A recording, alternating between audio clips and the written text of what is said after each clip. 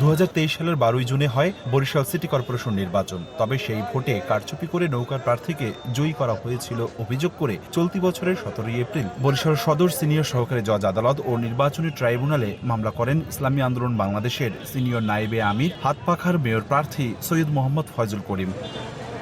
প্রথম দফায় গত 24 এপ্রিল শুনানির দিন ধার্য থাকলেও হয়নি। 5 মে নির্ধারিত দিনের সকালে বিচারক আইন অনুযায়ী 30 দিনের মধ্যে মামলা না করায় খারিজ করে দিয়েছেন বলে জানিয়েছেন বাদীর আইনজীবীরা। 30 দিনের মধ্যে মামলা করা যাবে, ঠিক আছে, কিন্তু সে হলো যে মামলা করতেই হবে 30 দিনের মধ্যে, এরকম না।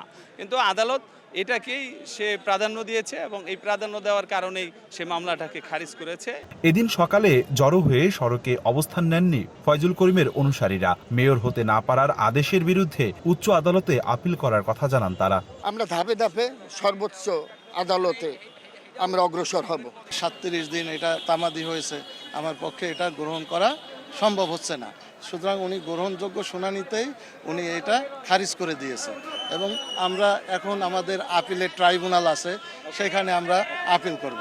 2023-এর বরিশাল সিটি নির্বাচনে নৌকার প্রার্থী খোকন সেয়ানিয়াবাদ 85,752 ভোট পেয়েছিলেন। দ্বিতীয় অবস্থানে থাকা হাতপাখার প্রার্থী সৈয়দ মোহাম্মদ ফয়জুল করিম পান 34,345 ভোট। এদিকে ভোটের ফল ঘোষণা বাতিলের দাবিতে এর আগে মামলা করেছেন প্রতিদ্বন্দ্বিতা করা আরেক প্রার্থী জাতীয় পার্টির ইকবাল হোসেন তাপসও। অপূর্ব অপু, সময় সংবাদ, বরিশাল।